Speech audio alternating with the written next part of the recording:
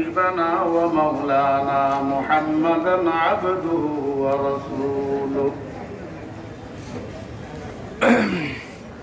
صلى الله تعالى عليه وعلى آله وأصحابه وبارك وسلم.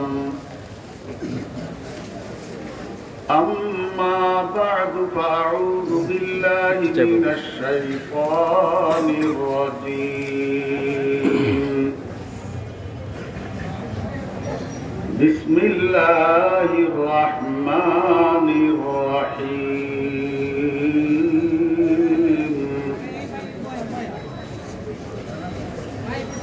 فريق في الجنة وفريق في السعير.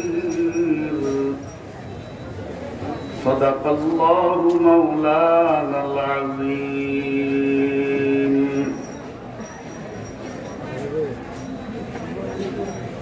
قال رسول الله صلى الله عليه وسلم: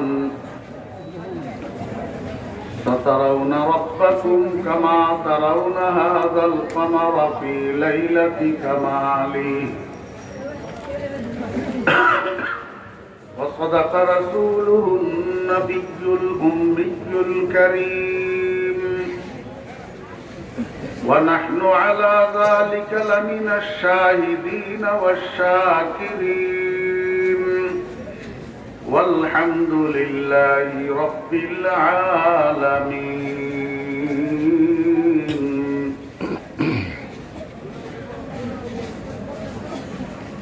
সম্মানিত সভাপতি,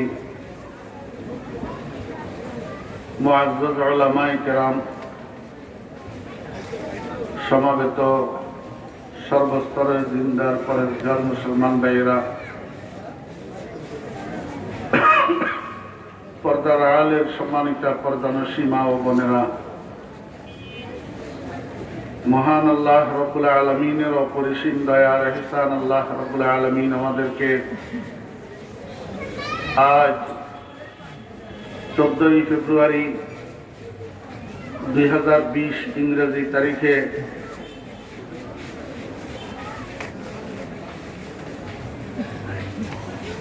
ঢাকা কেরানীগঞ্জ থানাধীন কালীগঞ্জ বাজার রোডে অনুষ্ঠিতব্য আলামিন ইসলামী ফাউন্ডেশন ও যুব সমাজের উদ্যোগে আয়োজিত আজকের এই মহতী তাফসীরুল কোরআন মাহফিলে আমাদেরকে অংশগ্রহণ করার তৌফিক দিয়েছেন। এই জন্য আমরা সবাই মহান রব্বুল আলামিনের শুকর আদায় করি, আলহামদুলিল্লাহ।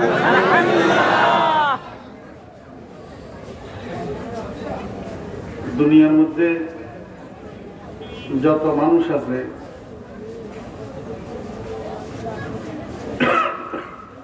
সব মানুষগুলা দুই ভাগে বিভক্ত। এক ভাগ মানুষ আছে স্রষ্টার অস্তিত্ব বিশ্বাস করে না। এদের বিশ্বাস আর উক্তি হইল এই ভূমণ্ডল নবমণ্ডলের মধ্যে যাহা কিছু ঘটতেছে সবকিছু প্রাকৃতিক বিবর্তনের ফলাফল, এর পিছনে কোনো কারিগরের হাত নাই। There is no God. আপনাদের যদি জানা থাকে বলুন তো এই মানুষগুলার নাম কি? নাস্তিক। আরো জোরে বলেন। আর এক ভাগ মানুষ আছে এদের বিশ্বাস হইল ভূমণ্ডল নবমণ্ডলের মধ্যে যাহা কিছু হইতেছে এই সবের পিছনে একজন কারিগরের হাত আছে, সেই কারিগরের নাম আল্লাহ। এদের নাম হইল আস্তিক। এদের নাম আস্তিক। গোটা পৃথিবীর মানুষ দুই ভাগে বিভক্ত, আস্তিক আর নাস্তিক। মাঝখানে কিছু মানুষ আছে এরা যদিও স্রষ্টার অস্তিত্বে বিশ্বাসী, কিন্তু অন্যদেরকে স্রষ্টার অস্তিত্বের সাথে বা স্রষ্টার গুণাবলীর সাথে বা স্রষ্টার উপাসনার সাথে অন্যদেরকে অংশীদার বানায়। যেমন ইহুদিরা স্রষ্টা মানে, কিন্তু হযরত উযাইর আলাইহিস ইসলামকে স্রষ্টার ছেলে বলে। নাউযুবিল্লাহ। অথচ আমরা জানি স্রষ্টা নিজেও কারো সন্তান নন এবং উনিও কোনো সন্ততি জন্ম দেন না। লাম ইয়ালিদ ওয়া লাম ইউলাদ। তো যারা বলে উযাইর আলাইহিস সালাম আল্লাহর ছেলে, এরা মুশরিক। এরা কি মুশরিক? এরাও নাস্তিকের মধ্যে গণ্য। আর খ্রিস্টানেরা এরাও স্রষ্টার অস্তিত্ব বিশ্বাস করে, কিন্তু মরিয়ম আলাইহিস সালামকে স্রষ্টার বিবি বলে, আর ঈসা আলাইহিস সালামকে স্রষ্টার ছেলে বলে। তাদের ভাষায় যিশু। এরাও মুশরিক, এই জন্য এরাও নাস্তিকের অন্তর্ভুক্ত। আর কিছু মানুষ আছে, এরা স্রষ্টাকে যেমনি ভাবে উপাসনা করা দরকার তেমনি ভাবে চন্দ্রকেও পূজা করে, সূর্যকেও পূজা করে, তুলসী গাছও পূজা করে, গরুও পূজা করে, গরুর গোবরও পূজা করে। নিজেরা হাতে বানাইয়া মূর্তি কতগুলা, দেবদেবী কতগুলাকে উপাসনা করে। ফলশ্রুতিতে এরাও মুশরিক বিদায় এরাও নাস্তিকের অন্তর্ভুক্ত। তাহলে গোটা পৃথিবীর মানুষ মোটামুটি ভাবে দুই ভাগে বিভক্ত, এক ভাগ আস্তিক, এক ভাগ নাস্তিক। আল্লাহ পাক রব্বুল আলামিন শেষ ঠিকানাও বানিয়ে রাখছেন দুইটা, একটার নাম জান্নাত, একটার নাম জাহান্নাম। জান্নাত হলো আস্তিকদের ঠিকানা আর জাহান্নাম হলো নাস্তিকদের ঠিকানা। আমি একটু আপনাদেরকে একটা প্রশ্ন করব, আপনারা আলহামদুলিল্লাহ বলে সবাই উত্তর দিবেন। আমরা আস্তিক না নাস্তিক? আলহামদুলিল্লাহ তো বলেন। আলহামদুলিল্লাহ বলাইলাম কেন? আমরা যে আস্তিক হয়েছি এটা আমাদের গায়ের জোরে না, আমাদের অর্থের জোরে না, আমাদের ক্ষমতার জোরে না, এটাও আল্লাহর মেহেরবানি। কি যদি আল্লাহ পাক আমি ফরিদুদ্দিনের জন্ম হরেশচন্দ্রের ঘরে করাইতেন, আমার কি করার ছিল? কিছু করার ছিল না। একজন মুসলমান আব্বার ঔরসে আমি জন্মগ্রহণ করেছি, একজন মুসলিম মায়ের কোলে যে আমি লালিত পালিত হয়ে বড় হয়েছি, এটাও আল্লাহ পাকের ইহসান আর দয়া। এই জন্য বলতে হবে আলহামদুলিল্লাহ আমি আস্তিক। আল্লাহ না চাইলে, নবী চাইয়াও কোন মানুষকে আস্তিক বানাইতে পারে না। খাজা আবু তালেব রাসূল আকরাম সাল্লাল্লাহু আলাইহি ওয়াসাল্লামের চাচা, আন্তরিকভাবে নবীজিকে ভালোবাসতেন। এই জন্য মৃত্যুর সময় রাসূল আকরাম সাল্লাল্লাহু আলাইহি ওয়াসাল্লাম মাথার পাশে বসি কানের কাছে মুখ নিয়ে চাচাকে বুঝাইতেছেন, চাচা দুনিয়ার কোনো মানুষ শুনবে না, শুধু আমার কানে কানে আপনি লা ইলাহা ইল্লাল্লাহু মুহাম্মাদুর রাসূলুল্লাহ বলেন। এত উপকার করছেন আপনি, আমাকে এত আদর করছেন, কিন্তু এই একটা জিনিসের অভাবে আমি কিয়ামতের ময়দানে আপনার কোনো উপকার করতে পারবো না। আপনি আমার কানে কানে একবার কলমাটা পড়েন, আমি সাক্ষী হইয়া থাকবো কিয়ামতের ময়দানে আল্লাহ পাকের আদালতে, আমি আমার চাচার পক্ষে সাক্ষী দেব। কিন্তু আবু তালেব উত্তরে বলছিল, ইস্তারতুন নারা আলাল আদ, ভাতিজা তুমি সত্য, তোমার দ্বীন সত্য, তোমার কোরআন সত্য, তোমার রব সত্য, কিন্তু এখন যদি মৃত্যুকালে আমি তোমার সাথে কলমা পড়ি, এটা প্রচার হবে, মক্কার নেতৃবৃন্দরা বলবে আমি ছেলের পেশাবে আশা খাইয়া মারা গেছি, আমি লজ্জা পাবো, এই লজ্জার চেয়ে আমি জাহান্নামের আগুনকে গ্রহণ করে নিলাম। কলমা পড়তে পারে নাই, সঙ্গে সঙ্গে আল্লাহ সুবহানাহু ওয়া তাআলা ওহী নাযিল করেছেন, ইন্নাকা লা তাহদি মান আহবাবতা ওয়ালাকিন্নাল্লাহা ইয়াহদি মান ইয়াশা। বন্ধু, আপনি যাকে চাইবেন তাকে আপনি হেদায়েত দিতে পারবেন না, হেদায়েত আল্লাহ যাকে চায় তাকে দেয়। মদিনা শরীফের মধ্যে মুনাফিকের সর্দার উমাইয়া ইবনে আব্দুল্লাহ ইবনে উবাই ইবনে সুলুল মারা গেছে।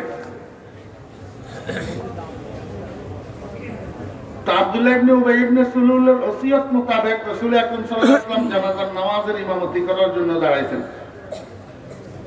হযরত ওমর ফারুক রাদিয়াল্লাহু আনহু আসি বলেন, ইয়া রাসূলুল্লাহ, আপনি কার জানাজা পড়াইতেছেন? এটা তো মুনাফিকের সর্দার। রাসূল আকরাম সাল্লাল্লাহু আলাইহি ওয়াসাল্লাম রাহমাতুল লিল আলামিন ছিলেন তো, দয়ার সাগর। হযরত ওমর রাদিয়াল্লাহু আনহুকে উত্তর দিলেন, ওমর, ইন্নী আ'লামু মা লা তা'লাম, আমি যাহা জানি তুমি তাহা জানো না।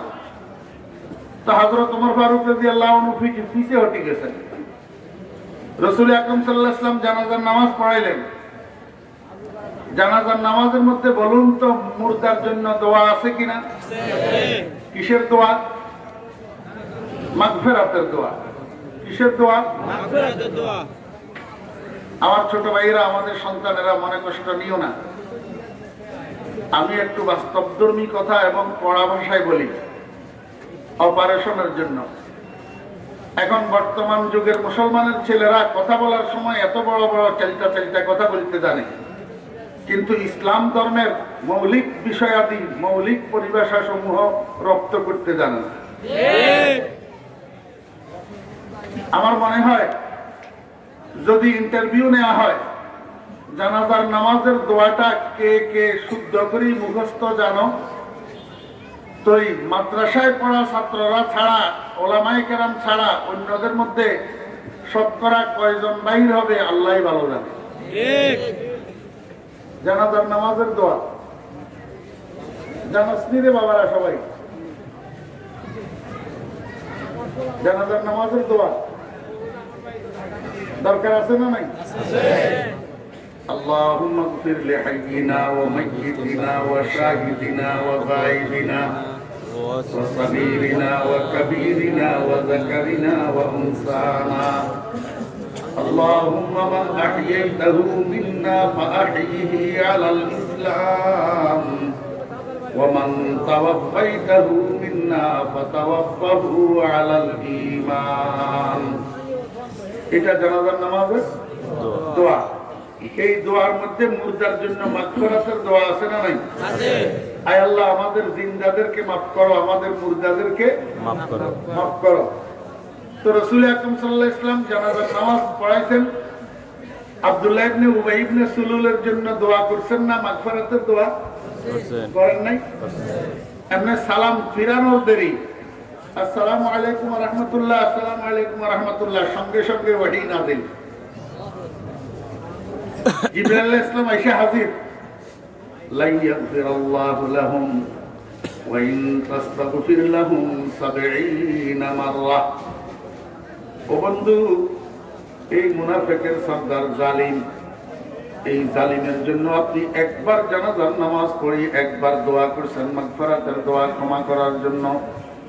এরকম ৭০ বার জানাজার নামাজ পড়ি, ৭০ বার যদি দোয়া করেন, তারপরেও আমি আল্লাহ তাকে মাফ করব না। অথচ রসুলের দোয়া, রসুলের রাইফেলের গুলি মিস হয় কিন্তু রসুলের দোয়া মিস হয় না। জি, তার একটা উদাহরণ আমি আপনাদেরকে দিই। হযরতে আবু হুরায়রা রাদিয়াল্লাহু আনহু নবীজির একজন সাহাবী। হযরতে আবু হুরায়রা রাসূল আকরাম সাল্লাল্লাহু আলাইহি ওয়াসাল্লামের হাদিসের সবচেয়ে বেশি হাদিস বর্ণনাকারী। হযরতে আবু হুরায়রা রাসূল আকরাম সাল্লাল্লাহু আলাইহি ওয়াসাল্লামের সামনে বসা ছিলেন দীর্ঘ সময়। বসার থেকে উঠি ঘরে গেছেন।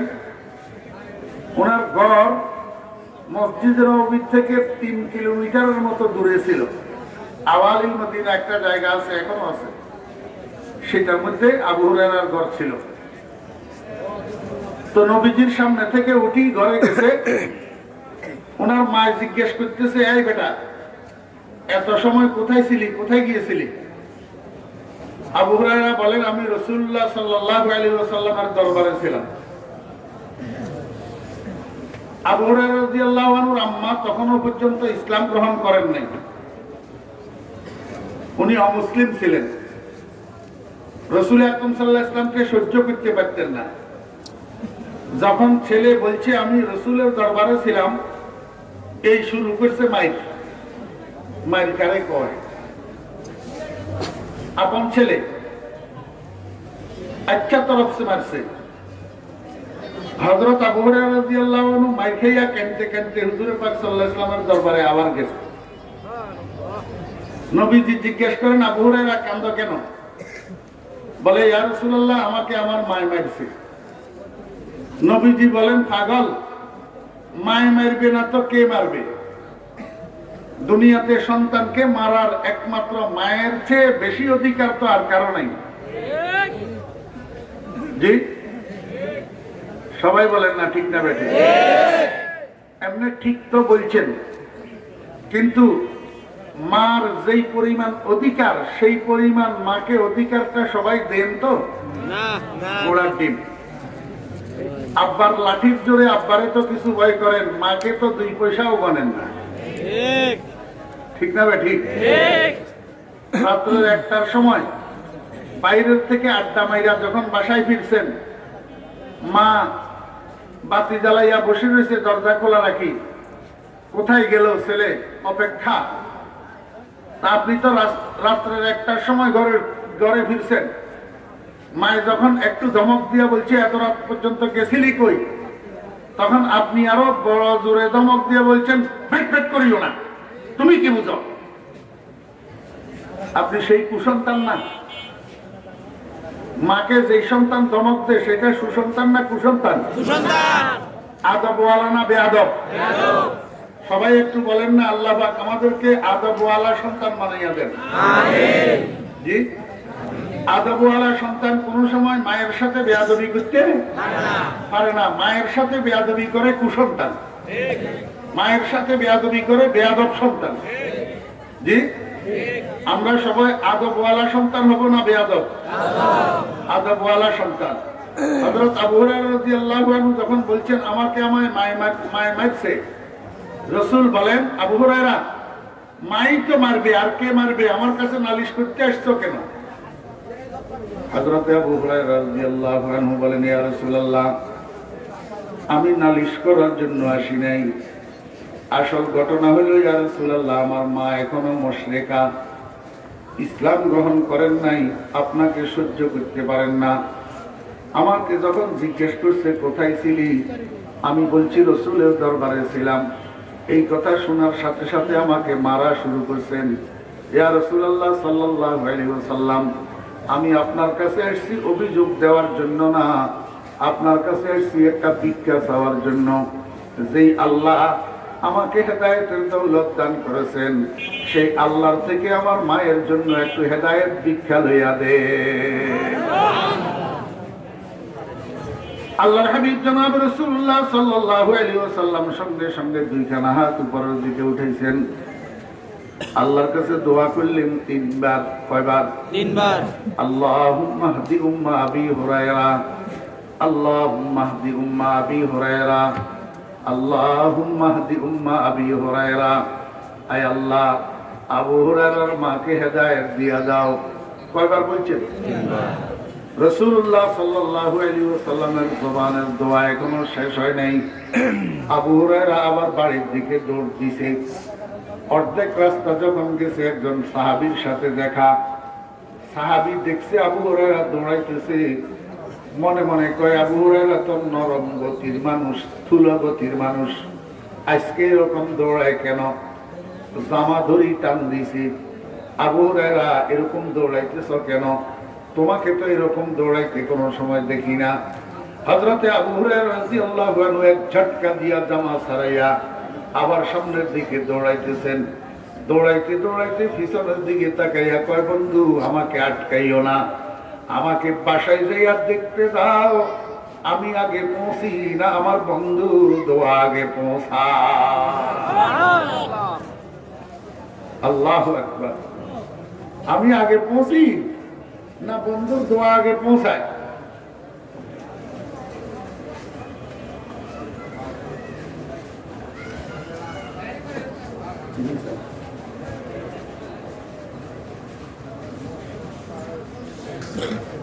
হযরত আবু হুরায়রা রাদিয়াল্লাহু আনহু দৌড়াইতে দৌড়াইতে ঘরের দরজায় গেছে, যাইয়া ডাক দিছে, মা। ভিতরের দিক থেকে আওয়াজ আসতেছে, বাবা একটু অপেক্ষা করো, আমি আসতেছি। কথা নরম, কথা নরম। হযরত আবু হুরায়রা রাদিয়াল্লাহু আনহু হাদিসের মধ্যে বর্ণনা করেন, ওই আমার মাঝে বলছে, বাবা একটু অপেক্ষা করো, আমি আসতেছি। মায়ের আওয়াজ শুনিয়া আমার ইয়াকিন হয়ে গেছে আমার আগে বন্ধুর দোয়া পৌঁছাইয়া গেছে। যদি বন্ধুর দোয়া জায়গা মতো না লাগতো তাহলে মায়ের সুর এরকম নরম হতো না। কিছুক্ষণ পরে আমার মা দরজা খুলছে, চুলের থেকে টপ টপ করে পানি পড়তেছে। আমি জিজ্ঞেস করলাম, মা গোসল করতেছিলেন বুঝি? মায়ে কয়, হ্যাঁ বাবা, তুমি আসার অল্প কিছুক্ষণ আগে হঠাৎ আমার দিলের মধ্যে একটা ধাক্কা লাগবে। আমি মনে মনে সিদ্ধান্ত নিয়েছি নবীজির কদমের থেকে আর দূরে থাকা যাবে না। এই জন্য হাউজের মধ্যে যাইয়া গোসল করছি, আমার বাহ্যিকটাকে আমি পবিত্র করে নিয়েছি।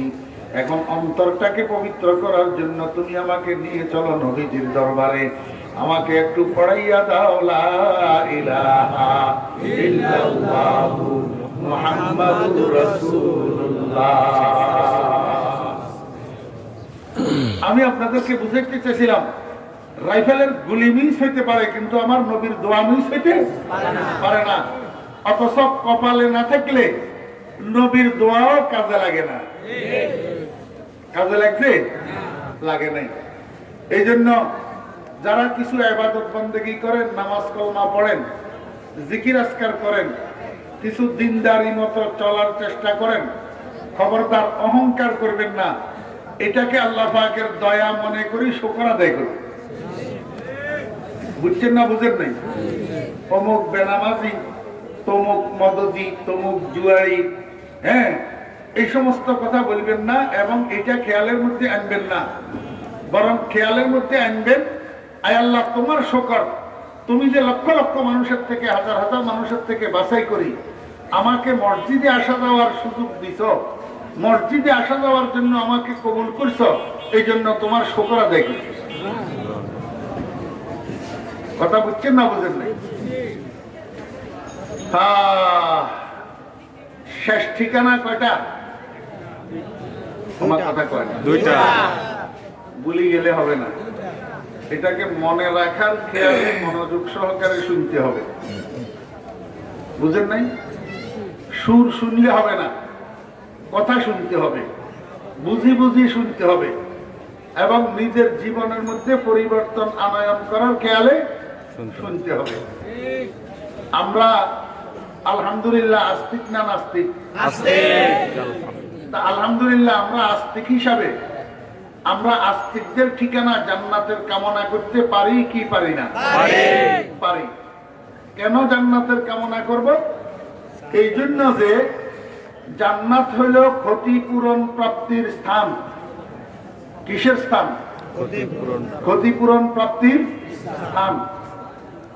আমার ভাইরা, দুনিয়ার মধ্যে কিছু কিছু জিনিস আছে যেগুলোর দিকে মানুষ স্বভাবগতভাবে আকৃষ্ট।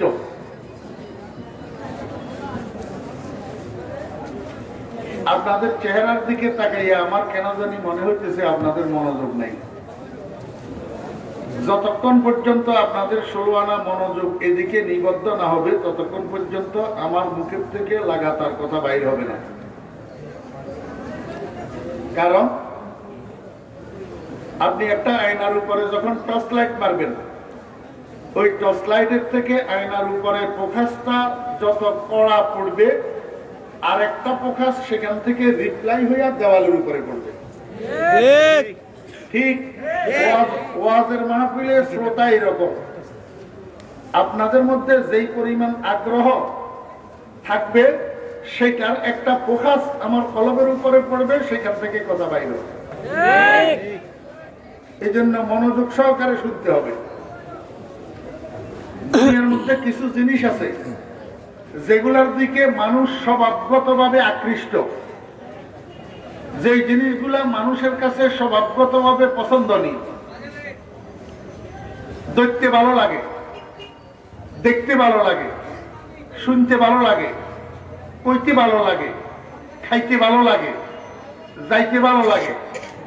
এরকম ভালো লাগার মতো কিছু জিনিস আছে যেগুলা সব মানুষের কাছে স্বভাবগতভাবে জন্মগতভাবে ভালো লাগার জিনিস, ভালো লাগার জিনিস।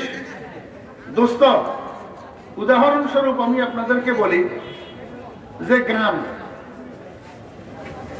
গান, এই গান জিনিসটা মানুষকে আকৃষ্ট করে।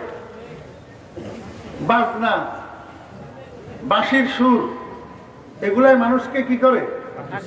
আকৃষ্ট করে।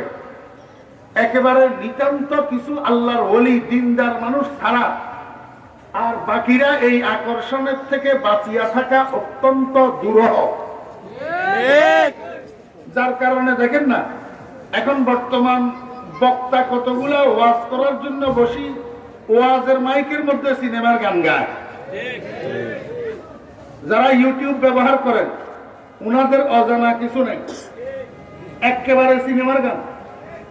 জি, এবার শ্রোতা কতগুলাই কমেন্টস করে যে হুজুরের যে সিনেমার গানটা ওই শিল্পীর গাওয়া সুরের সাথে মিলাইয়া শুরু থেকে শেষ পর্যন্ত গানটা গাইলো, এই গানটা মুখস্থ করতে এবং শিল্পীর সুরের সাথে সুর মিলাইতে অন্তত 10-20 বার তো গানটা শোনা লাগবে।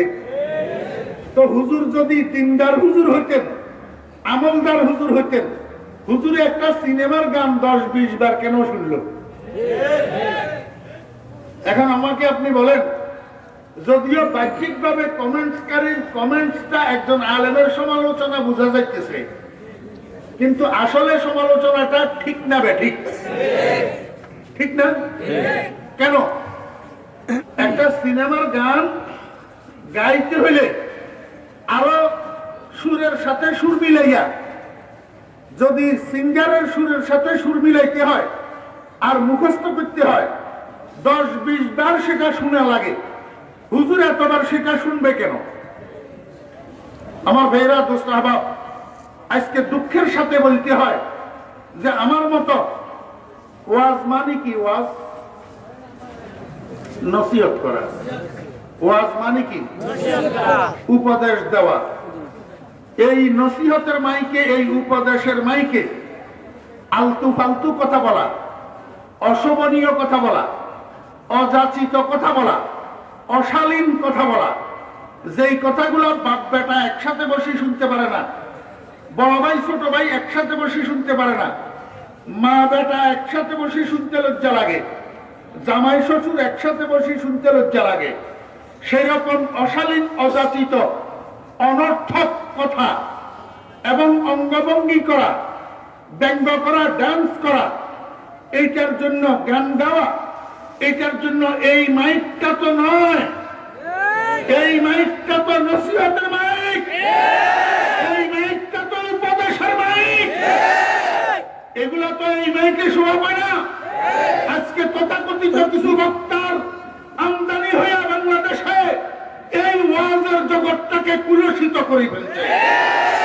আমার ভাইয়েরা, আমাদের এই কিছু সন্তান কলেজ ইউনিভার্সিটিতে পড়ে, তারা আজকে আমার মতো বক্তাদের বয়ানকে ব্যঙ্গ করে টিকটক বানা। ঠিক না? ঠিক বলে। আমি বলবো আজকে থেকে 5-7 বছর আগে এটা ছিল না। আমি ফরিদউদ্দিন 36 বছর বাংলাদেশের সাইড চালানো, শুধু দেশের বাইরে বিভিন্ন দেশে আমি বয়ান করি বেড়াই। আমার শত শত বয়ান ইউটিউবে আছে, কোনো বাপের বেটা বলতে পারবে না আমার একটা বয়ানের উপরে কোনো ব্যাড কমেন্টস আছে, কোনো ভাইরাল আছে। তোদের বয়ান কেন ভাইরাল হয়? তোদের বয়ানের উপরে কেন ব্যাড কমেন্টস হয়? তোদের বয়ান কেন ইউনিভার্সিটির ছেলে মেয়েরা কুলুষিত করে আর টিকটক বানায়? তোরা এরকম আচরণ বয়ানের মাইকে করস কেন? হক কথায় আহমদ বাজার, গরম ভাতে বিড়াল বাজার, কইলে ভাই মার খায় না কইলে বাপে হারাম খায়। আমি তো বলবো ওই ইউনিভার্সিটির ছেলে মেয়েদের কোনো দোষ নাই, তোরা সুযোগ করে দিস তাদেরকে। আজকে থেকে 15-10 বছর আগে, 5 বছর আগে, 7 বছর আগে এই টিকটক বানানোর মতো বেয়াদবি আমাদের সূর্য সন্তানেরা করে নাই।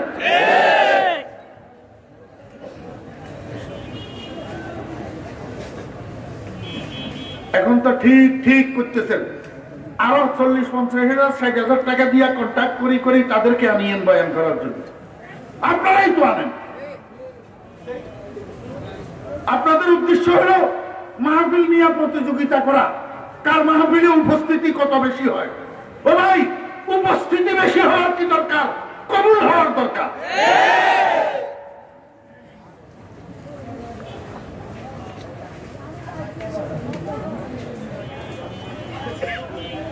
আমি আপনাদেরকে বুঝাইতে চাইছিলাম কিছু কিছু জিনিস আছে মানুষ স্বভাবগত ভাবে এগুলার দিকে আকৃষ্ট। গান, ইল্লা মাশাআল্লাহ ইল্লা মান হাফিজাহুল্লাহ, আল্লাহর কিছু ওলি ছাড়া আর সবের কাছে গানের আওয়াজটা ভালো লাগে, বাজনার আওয়াজটা ভালো লাগে, বাঁশির সুরটা ভালো লাগে। কিন্তু এই ভালো লাগার যত জিনিস আছে, ধরার, বলার, শোনার, যাওয়ার, লওয়ার, খাওয়ার যত জিনিস আছে ভালো লাগার, আল্লাহ পাক রব্বুল আলামিন এগুলোর উপরে বিধি নিষেধ আরোপ করে দিয়েছেন। বান্দা, যদিও তুমি এগুলোর দিকে আকৃষ্ট, যদিও তোমার পছন্দের, যদিও তোমার লাভের, যদিও তোমার উপকারের, কিন্তু খবরদার ধরিও না, লইও না, খাইও না, বলিও না, শুনিও না, যাইও না। এখন আল্লাহ পাকের এই বিধি নিষেধ কিছু মানুষে মানে আর কিছু মানুষে মানে না। বিধি নিষেধের পরেও কিছু মানুষ সুদ খায়। সুদ কেরানীগঞ্জে নেই, নগদ টাকার সুদের উপরে টাকা লাগায়। 5 ওয়াক্ত নামাজ পড়ে, নামাজ পড়তে পড়তে কপালে দাগ ফেলে দিছে। আরেকজনে এসে কয় আমার ছেলে বিদেশ যাবে, 20,000 টাকা সংগ্রহ করতে পারতেছি না, 50,000 টাকা দেন। কয় আমার কাছে তো সেরকম টাকা নাই, আমার মেয়ের জামাই বিদেশের থেকে পাঠাইছে যে কিছু টাকা, আমার তো আবার লাভ ছাড়া দে না। আচ্ছা আমি একটু যোগাযোগ করি, দেখি তোমাকে বলবো। আসলে মেয়ের টাকা না নিজের টাকা। শেষ পর্যন্ত বাড়তি টাকা কন্ট্যাক্ট করে সুদের উপরে নিজের টাকা মেয়ের নাম দিয়া লাগায়, এমনি প্রথম কাতারে নামাজ পড়ে। কি কি কাজে আসবে তোর নামাজ? এই সুদখোর, আল্লাহর দুশমন, তোর নামাজ কি কাজে আসবে? আল্লাহ পাক রব্বুল আলামিন কয় বান্দা, এরকম অনেক জিনিস আছে যেগুলোর দিকে তুমি জন্মগতভাবে আকৃষ্ট, স্বভাবগতভাবে এই জিনিসগুলা তোমার পছন্দের, কিন্তু আমি আল্লাহ তোমাকে নিষেধ করে দিয়েছি বান্দা গান শুনিস না, গান বাজনার পিছনে যাইও না। বলা বাহুল্য কিছু মানুষ মানে আর কিছু স্কুল কলেজের ছাত্র ভাইয়েরা, আমার ছোট ভাইয়েরা, যুবক তরুণেরা আল্লাহ পাকের এই বিধি নিষেধ মানে না। মোবাইলের এক্সটার্নাল ইন্টারনাল মেমোরি সম্পূর্ণটার মধ্যে বাংলা হিন্দি ছায়াছবি লোড করিয়া এবং ছায়াছবির গান লোড করিয়া রাত্র দিন 24 ঘন্টা এক শ্রেণীর যুবক যুবতী তরুণ তরুণী গান বাজনার মধ্যে ডুবে থাকে। ঠিক না ঠিক? হাঁটতে চলতে উঠতে বসতে দিন রাত 24 ঘন্টা শুনে তো শুনে, আবার রাত্রে ঘুমানোর সময় হেডফোন কানের মধ্যে লাগাইয়া হিন্দি ছায়াছবির গান চালু করিয়া বালিশের উপরে মাথা রাখি একদিকে গান শুনে আরেকদিকে ঘুমের জন্য অপেক্ষা করে। এক সময় নিজের অজান্তে চোখ জুড়ে ঘুম আইসা যায়, ওই মোবাইলের গানের অপশন বন্ধ করার জন্য সুযোগ থাকে না। সে নাক ডাকিয়া ডাকিয়া ঘুমায়, আর কান দিয়া দুই কান দিয়া গানের আওয়াজ ভিতরে ঢুকে। আমি ছোট ভাইয়েরা নারাজ হইও না, তোমাদেরকে আমি বলবো, ঘুম এটা তো তোমার বাবার ব্যাংক ব্যালেন্সের টাকা না, এটা তো আল্লাহর দেওয়া নেয়ামত। এই ঘুমের থেকে তুমি আবার সজাগ হইতে পারবা কিনা তার কোনো গ্যারান্টি নাই। এই ঘুমের মধ্যে যদি হার্ট অ্যাটাক হইয়া তোমার মৃত্যু এসে যায়, তুমি বুকে হাত দিয়া বলো না মুসলমানের সন্তান, তোমার মরণটা ইমানের মরণ হইতেছে না কুফরের মরণ হইতেছে? কেন গান শুনতে শুনতে ঘুমাইবা? তুমি মুসলমানের ফোলা না, হরেশচন্দ্রের ঘরে জন্ম নিছ না সীতারানীর দুধ পান করি বড় হইছ? আই এম এক্সট্রিমলি সরি, মনে কষ্ট গেলে আমাকে মাফ করে দিও। হ্যাঁ, আল্লাহ পাক রব্বুল আলামিন বান্দা এমনি ভাবে যত আকর্ষণীয়, যত পছন্দনীয়, যত লোভনীয় বস্তুর থেকে আমি নিষেধাজ্ঞা আরোপ করিয়া তোমাকে দুনিয়ার মধ্যে ভোগ বিলাসের থেকে বঞ্চিত রাখতেছি, আমোদ ফুর্তির থেকে বঞ্চিত রাখতেছি। আমি আল্লাহ ওয়াদা করলাম একটা একটা একটা একটা করে আমি জান্নাতের মধ্যে তোমাকে ক্ষতিপূরণ দিয়ে দেব। বুঝি থাকলে বলুন, আল্লাহ পাক ক্ষতিপূরণ দিতে পারে কিনা? শুধু পারে না, দুনিয়ার মধ্যে দিয়া দেখাইছেন। দুনিয়ার মধ্যে তার একটা উদাহরণ আমি আপনাদেরকে দিই। আমার বেগরাজ সাহাবাব, কোরআন শরীফের মধ্যে আল্লাহ পাক একটা ঘটনা বর্ণনা করেছেন সূরা ইউসুফের মধ্যে। হযরত ইউসুফ আলাইহিস সালাম আর ইউসুফ আলাইহিস সালামের বিবি জুলাইখার ঘটনা। আমার বেগরা, জুলাইখা হযরত ইউসুফ আলাইহিস সালামের উপরে বিয়ের আগে আসক্ত ছিলেন। স্বপ্নে দেখি ইউসুফ আলাইহিস সালামের রূপের পাগল হইয়া গেছেন। একেবারে সর্বশেষ ইউসুফ আলাইহিস সালাম জেলখানা থেকে বাইরে হওয়ার পরে উনি তো মিশরের বাদশাহ হইয়া গেলেন। ওদিকে জুলাইখা সর্বস্ব হারা হইয়া, দিন ভিখারিণী হইয়া, অন্ধা হইয়া, পাগলি নির্বেশে মিশরের গলিয়ে গলিয়ে ঘুরে। আর ছোট ছোট ছেলেরা পিছনের দিক থেকে জুলাইখা পাগলি, জুলাইখা পাগলি কইয়া জুলাইখার গায়ে ঢিল মারে। কি মারে? ঢিল মারে। আমার বেইরা, জুলাইখা কে ছিল? জুলাইখা একাধারে আল্লাহু আকবার সর্বোচ্চ রূপের অধিকারিণী ছিলেন। হযরত ইউসুফ আলাইহিস সালামের যুগে যেমনি ভাবে ইউসুফ আলাইহিস সালামের চেয়ে সুন্দর কোন পুরুষ ছিল না, জুলাইখার চেয়ে সুন্দরী কোন মহিলা ছিল না। একে তো অপূর্ব সুন্দরী, দ্বিতীয়ত মিশরের ফার্স্ট লেডি। মিশরের ফার্স্ট লেডি। কারণ জুলাইখার উপরে আর মহিলা ছিল একজন, শুধু বাদশা রাইয়ানের স্ত্রী রানী। জুলাইখার স্বামী তো ছিল সেকেন্ড ইন কমান্ড আজিজে মিশর, মিশরের প্রধানমন্ত্রী। এই প্রধানমন্ত্রীর স্ত্রী ছিল জুলাইখা। অতএব জুলাইখার কাছে ক্ষমতাও ছিল এবং ধনের ভান্ডারও ছিল। প্রধানমন্ত্রীর স্ত্রী না, সর্বদিকে ষোলকলা পরিপূর্ণ থাকার কারণে, মনোযোগ আছেন, ষোলকলা পরিপূর্ণ থাকার কারণে জুলাইখা অহংকারিণী ছিল, গর্বকারিণী ছিল, দর্পকারিণী ছিল। পদবারে মিশরের জমিন থরথর করে কাঁপত। মানুষকে মানুষ বলে গণনা করত না। আল্লাহ পাক রব্বুল আলামিন কয়, জুলাইখা তোর এই অহংকারটা আমার কাছে পছন্দনীয় না। আমি দুনিয়ার সবকিছু বরদাস্ত করি, কিন্তু অহংকার বরদাস্ত করি না। অহংকার আমার শরীরের চাদর, আর কারোর জন্য শোভনীয় না। এই জন্য আমার চাদর নিয়ে যারা টানাটানি করে, যারা অহংকার করে, আমি তাদেরকে জায়গায় শাস্তি দিয়া দিই, জায়গায় অপদস্থ আর জলিল করে ছাড়ি। আপনারা দেখবেন বর্তমান যুগের অহংকারকারীরা, আল্লাহু আকবার, আজকে যাদের ভাগ্যে ফুলের মালা জুটে, ওই দুদিন পরে রাস্তায় মানুষ তাদের জন্য জুতার মালা নিয়ে অপেক্ষা করে। আজকে যাদেরকে পুলিশ সেভাবে স্যালিউট মারে, সেই পুলিশ দুদিন পরে তাদেরকে হ্যান্ডকাপ লাগাইয়া রিমান্ডে নিয়ে পিটা। এরপরেও তো অহংকারকারীদের বুঝ আসে না।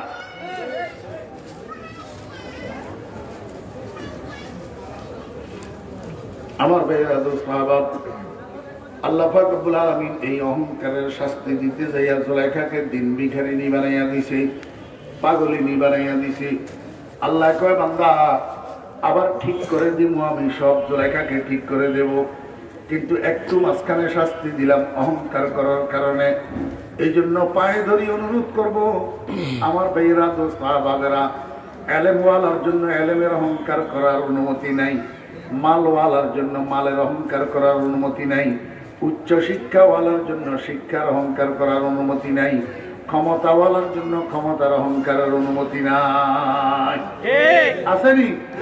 খবরদার। قال النبي صلى الله عليه وسلم من كان في قلبه مثقال حبة من خردلة من كبر في رواية حرم الله عليه الجنة وفي رواية وجبت له النار أو كما قال النبي عليه الصلاة والسلام। আল্লাহর হাবিব বলেন, উম্মত, দুনিয়ার জামা কাপড়ের মধ্যে ময়লা লাগলে সাবান দিয়া ধুইলে, পাউডার দিয়া ভিজাইলে পরিষ্কার হয়ে যায়, কিন্তু মরণের সময় একটা সরিষা পরিমাণ অহংকার কলবের মধ্যে লইয়া যদি মরো, মনে রাখিও এই কলবকে পরিষ্কার করার জন্য জাহান্নামের আগুন ছাড়া বিকল্প কোনো ব্যবস্থা না। এই জন্য অহংকার করা যাবে না ভাই।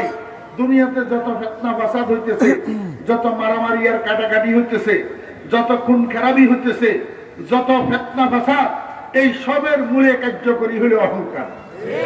সবের মূলে কার্যকরী কি? অহংকার। একটা মানুষ অন্যের গায়ে হাত উঠাইতে পারে না যদি সে মনে করে আমি খারাপ। ঠিক না বে ঠিক? আল্লাহ পাক রব্বুল আলামিন জুলাইখাকে শাস্তি দিয়ে দিয়েছেন।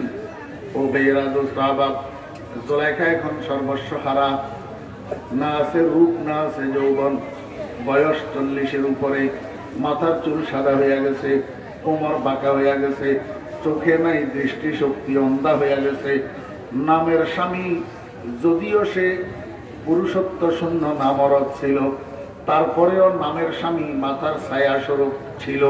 আজিজে মিশর সেও ইন্তেকাল করছে। এখন জুলাইখার কাছে নাই বলতে আর কিছু নাই।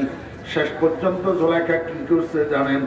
রাস্তার পাশে আল্লাহু আকবার যাযাবরদের মতো, বেরেজ্জাদের মতো একটা ঝুপড়ি ঘর তৈরি করছে। এই ঝুপড়ি ঘরের মধ্যে বসে বসে রাত্র দিন 24 ঘন্টা ইউসুফ ইউসুফ ইউসুফ ইউসুফ ইউসুফ ইউসুফ নামের জিকির করে। আল্লাহর নবী হযরত ইউসুফ আলাইহিস সালাম একদিন ঘোড়ার পিঠে সাওয়ার হইয়া ওই রাস্তা দিয়ে সামনের দিকে এক জায়গায় যাইতেছেন। ওই জুলাইখার ঝুপড়ি বরাবর যখন গেছে, জুলাইখার ইউসুফ ইউসুফ জপার আওয়াজ যাইয়া ইউসুফ আলাইহিস সালামের কানে ঢুকছে। সঙ্গে সঙ্গে ইউসুফ আলাইহিস সালাম ঘোড়ার লাগামটা টানি ধরছে।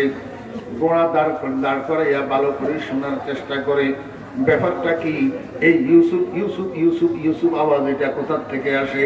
হযরত ইউসুফ আলাইহিস সালাম বুঝতে পারলেন ঝুপড়ি ঘরের থেকে বাইর হইতেছে। তাড়াতাড়ি ঘোড়ার থেকে নামছেন, নাইমার ঝুপড়ির দরজায় গেছেন। দরজায় যাইয়া ভিতরের দিকে তাকাইয়া দেখে বুড়ি মহিলা একটা ঝুপড়ির কোনায় বসে বসে নিচের দিকে তাকাইয়া তাকাইয়া ইউসুফ ইউসুফ ইউসুফ ইউসুফ জিকির করতে আছে। আল্লাহু আকবার। মাঝখানে একটা কথা বলি, জুলাইখা ইউসুফ ইউসুফ করে কেন? ইউসুফ ইউসুফ করে মহাব্বতে। কিসে? মহাব্বতে। জুলাইখা ইউসুফ ইউসুফ করতেছে মহাব্বতে। কেন ইউসুফ ইউসুফ করে? যে যাকে ভালোবাসে তার নাম জপতে, তার নাম শুনতে ওই প্রেমিকের পোড়া কলিজা ঠান্ডা হয়, প্রেমিকের কলিজা ঠান্ডা হয়। ঠিক না বেটি? আমার ভাইরা, দোস্ত আহবাব, ছেলে ডুবে গেছে, 1.5 বছর হয়েছে। 1.5 বছর পরে সেখান থেকে একটা ক্যাসেটের মধ্যে কথা কতগুলা রেকর্ড করিয়া 90 মিনিটের ক্যাসেট একটা বাড়িতে পাঠাইছে আরেকজনের মাধ্যমে। ঘরের মধ্যে টেপ রেকর্ডার ছিল। এই টেপ রেকর্ডারের মধ্যে ক্যাসেট এটা লাগাইয়া প্লে দিয়া ঘরের মানুষ সবাই বসে একসাথে শুনছে। শোনা যখন শেষ হয়েছে সবাই উঠে উঠে চলে গেছে। মা ছেলে একটারে কয় যে বাবা ক্যাসেটটা আবার চালা। ছেলে কয় মা একবার তো সবাই শুনলো, তুমিও শুনলা, আবার চালাবে কেন? মায় কয় তুই আরেকবার চালা, তুই বুঝবি না। তো চালাই দিছে আরেকবার। আবার পুরা ক্যাসেট মা শুরু থেকে শেষ পর্যন্ত শুনছে। চোখের পানি জর জর জর জর করে পড়ে। আবার যখন শেষ হয়েছে আবার ছেলেটারে কয়, বাবারে ক্যাসেটটা আবার চালা।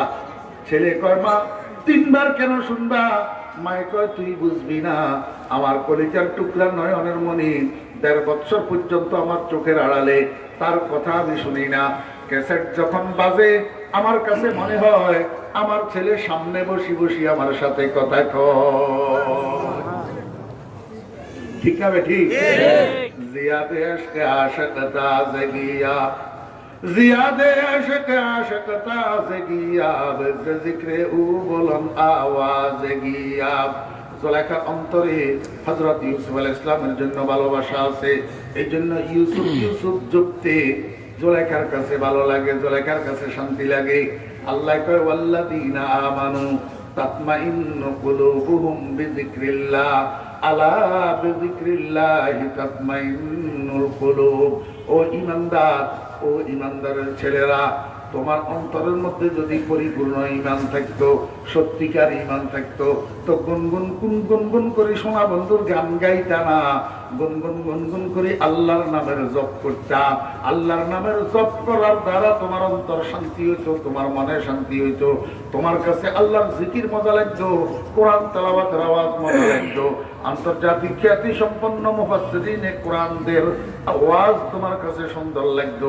তো তুমি মুসলমানের সন্তানের মোবাইলের মেমোরির মধ্যে আল্লাহু আকবার ইন্টারন্যাশনাল কারীদের কেরাত লোড করা থাকতো, আন্তর্জাতিক খ্যাতি সম্পন্ন মুফাসসিরদের ওয়াজ লোড করা থাকতো, ইসলামী সঙ্গীত লোড করা থাকতো।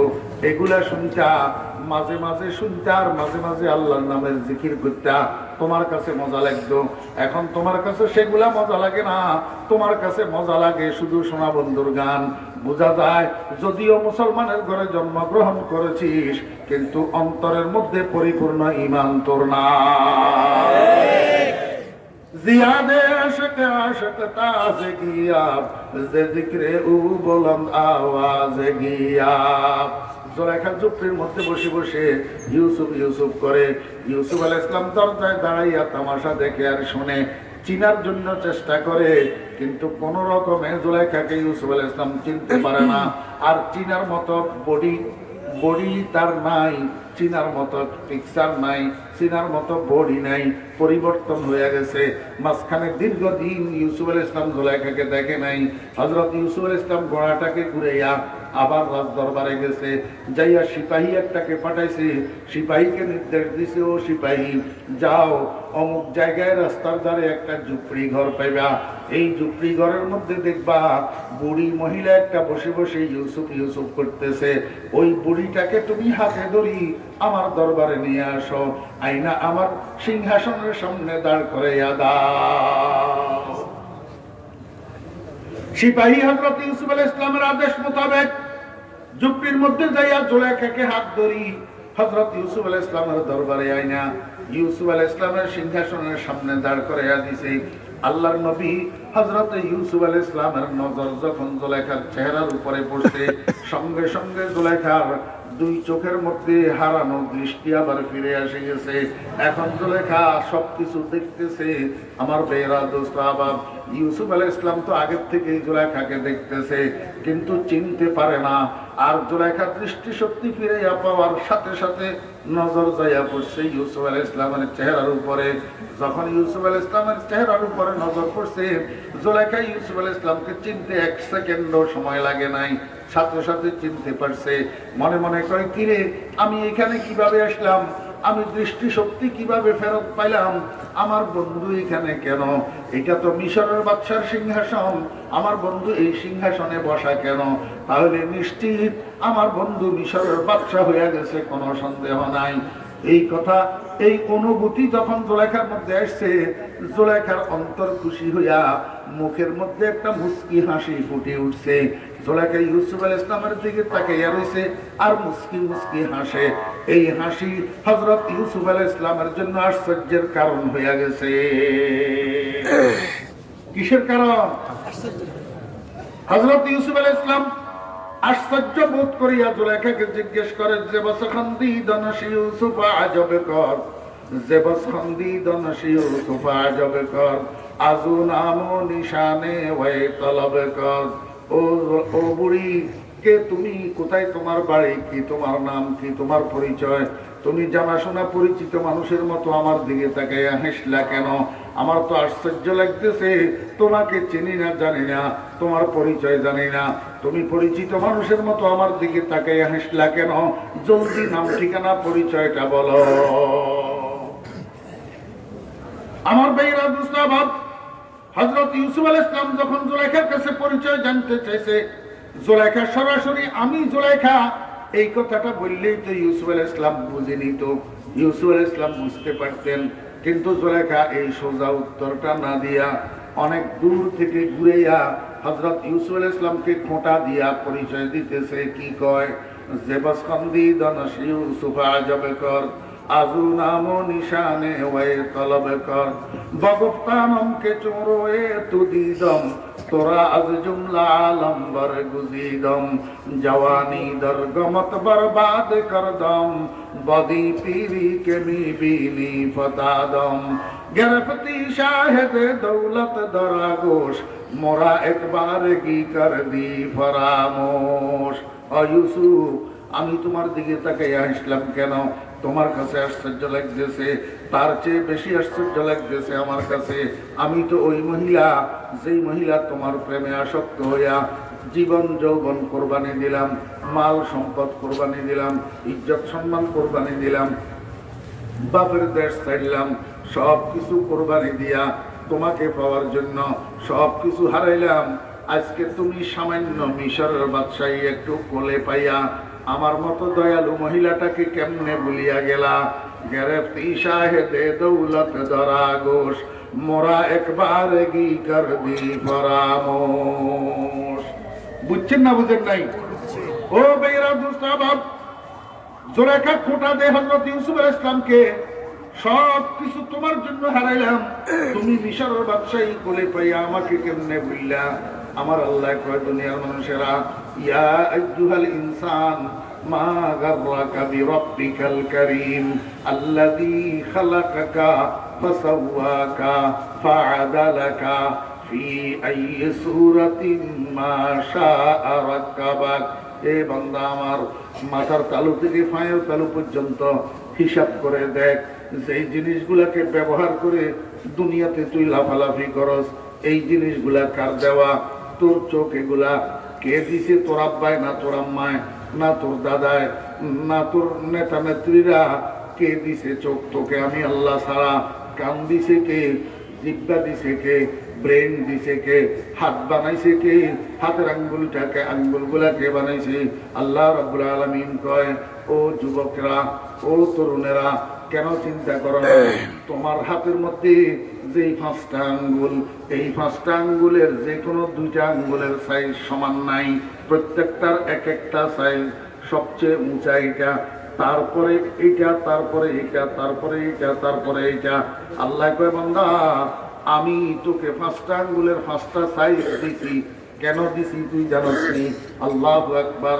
যদিও 5টা আঙ্গুলের 5টা সাইজ, কিন্তু খানার প্লেটের মধ্যে লোকমা গ্রহণ করার জন্য যখন তুই আঙ্গুলগুলাকে উপর করবি, দেখ সবগুলা আঙ্গুলের সাইজ সমান, সবগুলা আঙ্গুলের সাইজ সমান। আমি যদি আগে থেকে 5টা আঙ্গুলের সাইজ সমান বানাইতাম, তুই যখন খানার প্লেটের উপরে হাতটা রাখতি, আঙ্গুলগুলা রাখতি, তখন একটা লম্বা একটা খাটো হইয়া থাকতো, তুই খানা গ্রহণ করতে পারতি না। আমি এমন সাইজ দিছি যে সবগুলা আঙ্গুল জায়গা মতো সমান হইয়া যায়। বান্দা চিন্তা করি দেখোস নাই? আল্লাহু আকবার। চোখ 2টা কোথায় কোথায় বসাইলাম, কান 2টা কোথায় কোথায় বসাইলাম, নাকের ছিদ্র 2টা কোথায় কোথায় বসাইলাম। আমি যদি ইচ্ছা করতাম তোর চোখগুলাকে একটা সামনে দিয়া কপালের উপর আর একটা পিছন দিয়েও তো বসাইতে পারতাম। কান দোনোটাকে কপালের উপরে, কান দোনোটাকে একসাথে করে নাকের মতো বসাইয়া দিতে পারতাম। কিন্তু তোকে সুন্দর লাগতো না। এই যে একটা মডেল তোকে দিছি, এটার জন্য তো তুই দরখাস্ত করস নাই, আমি নিজে চয়েস করি এই পিকচারটা, এই ফেসটা তোকে দিয়েছি। বান্দা, আমার সমস্ত ফিটিংস তোর কাছে ভালো লাগে, পছন্দ লাগে, শুধু একটা জিনিস পৌরুষের নিশান, এই মুখের দাড়িগুলা তোর কাছে কেন ভালো লাগে না? আল্লাহ কয়, বান্দা, দাড়ির পশম এগুলা তোর কাছে ভালো লাগে না, এই জন্য 40 বছর 50 বছর বয়স হওয়ার পরেও দাড়িগুলাকে সাঁচিয়া তুই এই ফেসটাকে মহিলার ফেসের মতো লেডিস কন্ডিশন বানাইতে চস। আল্লাহ কয়, বান্দা করিস না, আমি নিষেধ করতেছি।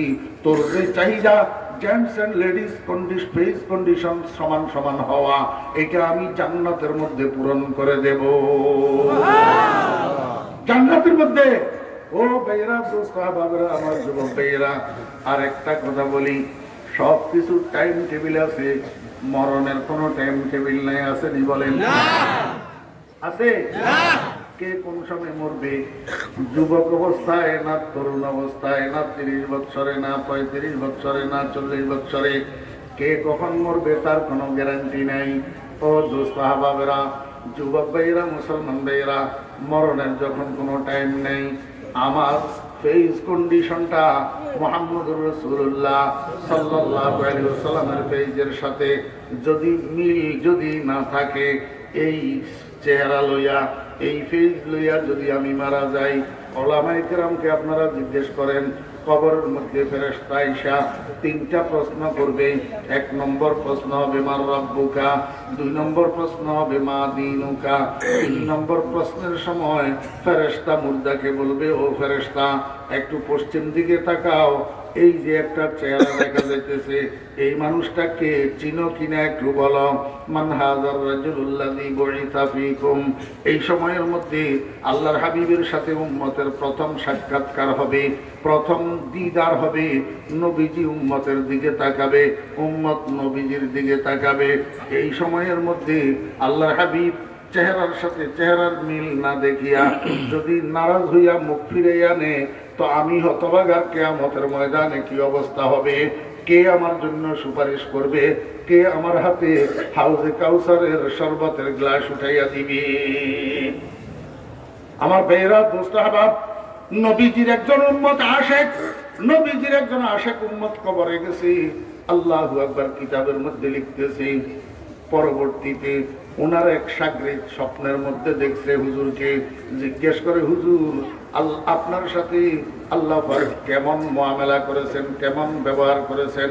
তো হুজুর বলে, স্বপ্নের মধ্যে কয়, আল্লাহু আকবার, আমি যখন কবরে গেছি, ফেরেশতা এসে আমাকে প্রশ্ন করছে, মা রাব্বুকা, আমি উত্তরে বলেছি রাব্বি আল্লাহ। আমাকে প্রশ্ন করছে, মা দীনুকা, আমি উত্তরে বলেছি দীন আল ইসলাম।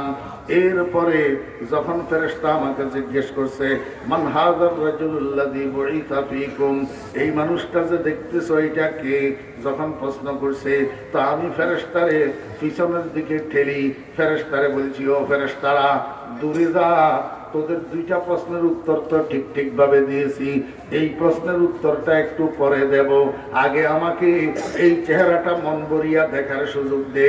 আমি হতভাগা দুনিয়াতে দেরিতে আসার কারণে রহমতুল্লিল আলামিনের চেহারা মোবারকটা দেখতে পারি নাই। অনেক পাগল পারা ছিলাম, এই চেহারা মোবারকটা দেখার জন্য আমার ভাগ্যে জুটে নাই।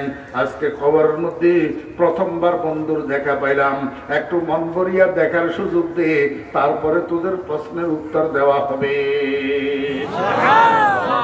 খাহেশে ওয়াসলে জুদা, লজ্জতে দিদারে জুদা, কুচায়ে হুসনে জুদা, ইশক কি বাজারে জুদা। ও ছোট ভাইয়েরা, ও যুবক ভাইয়েরা, চিন্তা করো না, চিন্তা করার নাম মানুষ, চিন্তা না করার নাম পশু। চিন্তা করার নাম মানুষ, চিন্তা না করার নাম পশু। পশু কার ক্ষেত খায়, কার ক্ষেত খায়, কার ঘাস খায়, পশু চিন্তা করে না। কিন্তু মানুষ চিন্তা করতে হবে, কার টাকা খাইতেছি, কার সম্পদ খাইতেছি, কার রুজি খাইতেছি, হালাল খাইতেছি না হারাম খাইতেছি, এটা মানুষ চিন্তা করবে। যেই মানুষ চিন্তা করে না, সেই মানুষ সুরতে সেকলে যদিও মানুষ হয়, স্বভাবে চরিত্রে পশু। স্বভাবে চরিত্রে কি? পশু। চিন্তা করতে হবে, আমি যে দুধ খাইতেছি, দুধ, এই দুধটা গাভীর স্তনের থেকে পাওয়া যায়। কিসের থেকে? গাভীর স্তনের থেকে। আমার ভাইরা, আপনাদের দেশে একটা দেশি গাভীর থেকে দুধ কয় লিটার পাওয়া যায়? 2 KG 4 KG 2 KG 3 KG 4 KG. আর পাটনাইয়া গাভী হইলে কয় লিটার পাওয়া যায়? 15-20 কেজি 15-20 কেজি। এখন বুঝেন, সন্ধ্যার সময় বাছুরটাকে যদি আটকাইয়া রাখেন, বাছুর যেন দুধ খাইতে না পারে, তাহলে সকালবেলায় দুধ কম পাওয়া যাবে। এই জন্য সন্ধ্যার সময় বাছুরটাকে আটকাইয়া রাখলেন, সকালবেলায় দুধ দোহন করতে গেলেন। দুধ দোহন করার আগে দুধটা দোহন না কইরা আপনি গাভীটাকে জবাই করেন, জবাই করি চামড়া আলাদা কইরা এইবার গোটা শরীর গাভীটাকে 1 ইঞ্চি 1 ইঞ্চি টুকরা বানান, গোস্তের টুকরা। গোটা শরীরের থেকে 100 গ্রাম দুধও তো আপনি পাইবেন না, 200 গ্রাম দুধও তো পাওয়া যাবে না। অথচ জিন্দা গাভীটার স্তন দোহন করলে তখনও 3-4 লিটার দুধ পাওয়া যায়। পাটনাইয়া হইলে 15-20 লিটার পাওয়া যায়। অথচ এই গাভীটাকে জবাই করি, গোস্তগুলাকে 1 ইঞ্চি করে কাটলে 1 পাওয়া দুধও পাওয়া যায় না। এই দুধগুলা থাকে কোথায়, আসে কোথার থেকে, কে জমা রাখে, কেমনে জমা রাখে? ও বেরা দোস্তাবা, যেখান থেকে দুধগুলা বাইর হয় সেখানে ভিতরে কি থাকে? গোবর থাকে, পেশাব থাকে, রক্ত থাকে। গোবরের এক কালার, পেশাবের আরেক কালার, রক্তের আরেক কালার।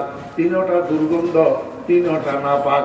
এই তিনটা নাপাক বস্তুর মাঝখান থেকে, দুর্গন্ধযুক্ত বস্তুর মাঝখান থেকে, বিপরীতমুখী কালারওয়ালা বস্তুর মাঝখান থেকে এত সুন্দর বকের মতো সাদা পিওর রেডিমেড স্বাস্থ্যসম্মত খাবার, যেটার দ্বারা পিপাসাও নিবারণ হয়, যেটার দ্বারা ক্ষুধাও নিবারণ হয়।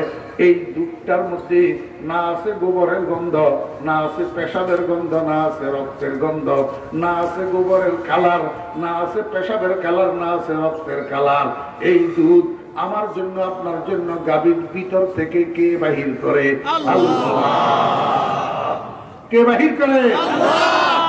আমার ছোট ভাইয়েরা, ও স্কুল কলেজের ছাত্র ভাইয়েরা, রাজনীতি করো যে আমার ছোট ভাইয়েরা, একটু চিন্তা করো না। একটা নারিকেল গাছ জমিনের থেকে 20 হাত লম্বা, যে নারিকেল গাছের গোড়ায় কোনো খাল নাই, নদী নাই, বিল নাই, কোনো টিউবওয়েলের লেয়ারের সাথে জয়েন্ট দেওয়া নাই, কোনো ঝর্ণার কানেকশন নাই। অথচ ঠনঠনে শক্ত একটা নারিকেল গাছের আগায় এত সুন্দর সুমিষ্ট ডাবের পানি তোমার জন্য কে তৈয়ার করে? আল্লাহ ছাড়া কে তৈয়ার করে? আল্লাহ কে বান্দা, মায়ের পেটের থেকে কবর পর্যন্ত, মাথার তালু থেকে পায়ের তালু পর্যন্ত আমার এহসান, আমার দয়া, আমার রহমতের মধ্যে তুই ডুবা। সামান্য গাড়ি বাড়ি কোলে পাইয়া, সামান্য ধন দৌলত কোলে পাইয়া, স্ত্রী পুত্র কন্যা কোলে পাইয়া, সামান্য ক্ষমতার চেয়ার কোলে পাইয়া আমার মতো দয়ালু খোদাটারে কেমনে ভুলিয়া গেলি? আমার মতো দয়ালু রবটাকে কেমনে ভুলিয়া গেলি? তুই নানার বাড়িতে যাইতে পারিস, খালার বাড়িতে যাইতে পারিস, পুকুর বাড়িতে যাইতে পারিস, শ্বশুর বাড়িতে যাইতে পারিস, তোর ব্যবসা প্রতিষ্ঠানে যাইতে পারিস, রাজনীতির অফিসে যাইতে পারিস। ও হতভাগা বান্দা, সব জায়গায় তোর কদম পড়ে, শুধু আমার ঘরের দরজায় তোর কদম কেন পড়ে না? মসজিদে কেন যাইতে পারস না? আল্লাহু আকবার। গ্রেফতি শাহেদে দৌলত ধরা ঘোষ, মোরা একবার কি কর দি পরামর্শ। জুলেখা কয়, বন্ধু আজকে মিশরের ব্যবসায়ীটা বলে পাইয়া আমার মতো দয়ালু মহিলাটাকে কেমনে ভুলিয়া গেলা? হযরত ইউসুফ আলাইহিস সালাম কয়, জুলেখা বস করো, বুঝছি, চিনছি তোমাকে, তুমি জুলেখা। যদিও তুমি দাবি করতেছ আমার জন্য সর্বস্ব হারা হইছ, কিন্তু আসলে তো তুমি আমার জন্য কিছু করো নাই। তোমার প্রেমটা ওয়ান সাইডেড ছিল, একতরফা ভালোবাসা ছিল, সেখানে আমার কোনো ভূমিকা ছিল না। তুমি যা কিছু করছো তোমার একতরফা ভালোবাসাকে সফল করার জন্য করছো, আমার জন্য কিছু করো নাই। তারপরেও যখন তুমি দাবি করতেছ, তাহলে বলো আজকে আমার কাছে তোমার চাহিদা কি, তোমার হাজত কি, তোমার হাজত আমার সামনে পেশ করো।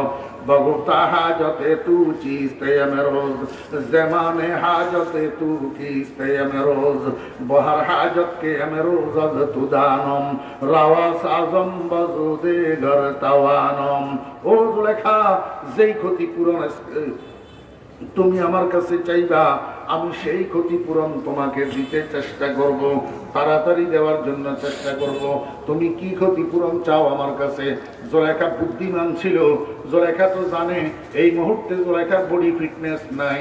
এখন যদি বন্ধুর সামনে বিয়ের প্রস্তাব দে, সেই প্রস্তাব গৃহীত হবে না, কারণ ইউসুফ আলাইহিস ইসলামের বয়স তখন 25 মাত্র। ইউসুফ আলাইহিস ইসলাম মিশরের বাদশা, আর জুলেখা তখন দিন ভিখারিনী, না আছে রূপ না আছে যৌবন। জুলেখা বুদ্ধি করি হযরত ইউসুফ আলাইহিস ইসলামকে কয়, ও ইউসুফ, যদি তুমি আমাকে ক্ষতিপূরণ দিতে চাও তাহলে একটা কাজ করো, ওই মিশরের বাজার থেকে আমার স্বামী যে মিশর সহ যাইয়া তোমাকে যেদিন খরিদ করছিলাম, সেদিন আমার এই শরীরের মধ্যে যেই রূপ আর যৌবনটা ছিল, আমার সেই রূপ আর যৌবনটা আমাকে ফেরত দিয়া দাও।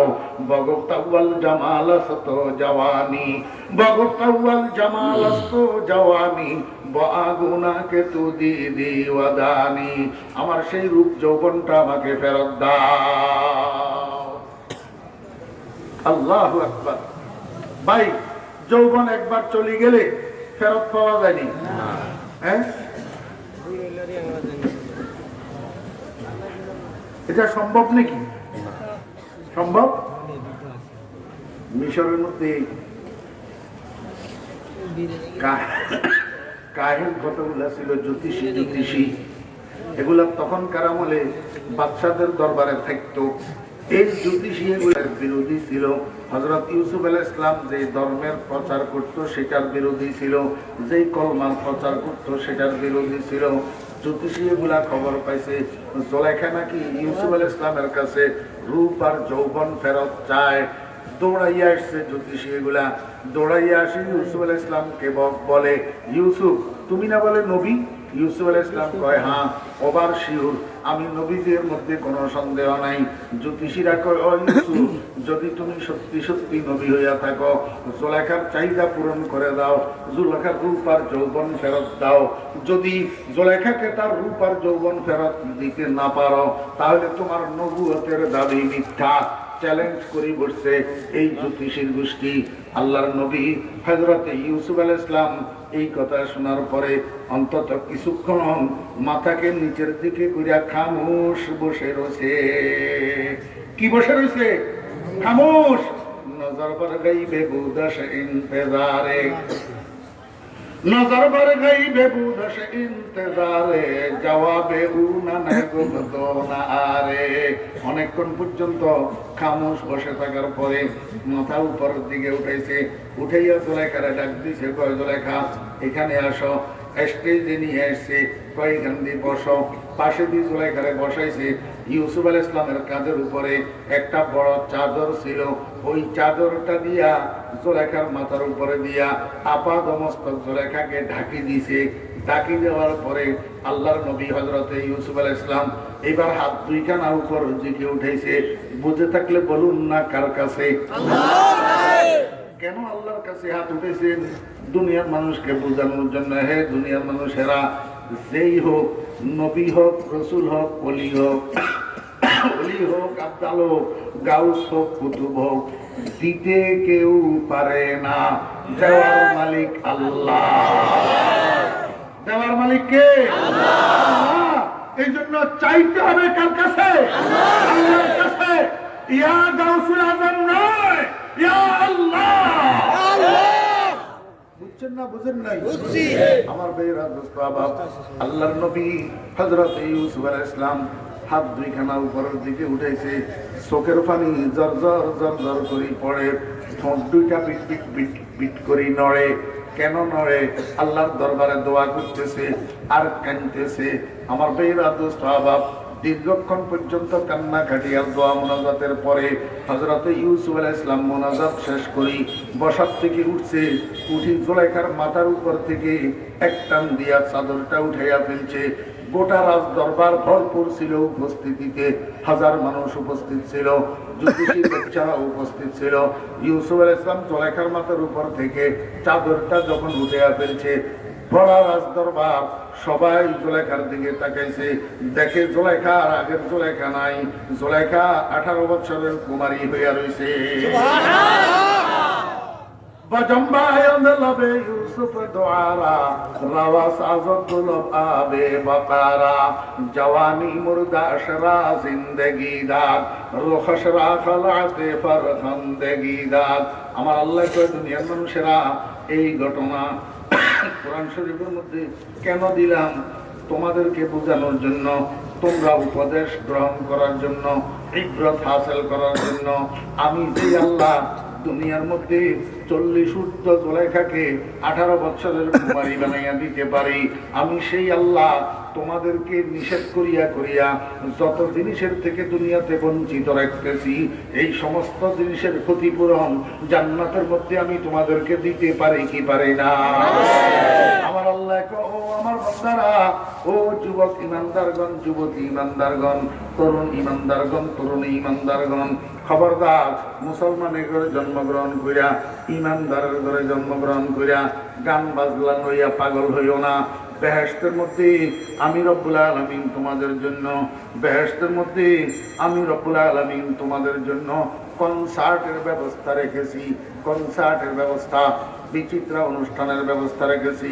খোদার কসম করি বললাম, রব্বিল কাবা, আমার কথা না, আল্লাহর হাবিব জনাব মুহাম্মদুর রাসূলুল্লাহ সাল্লাল্লাহু আলাইহি ওয়াসাল্লামের ইরশাদ করেছেন, বেহেশতের মধ্যে একটা মাকাদে সিদক নামী জায়গা হবে, যেটার কথা আল্লাহ পাক কোরআন শরীফের মধ্যে বলছেন।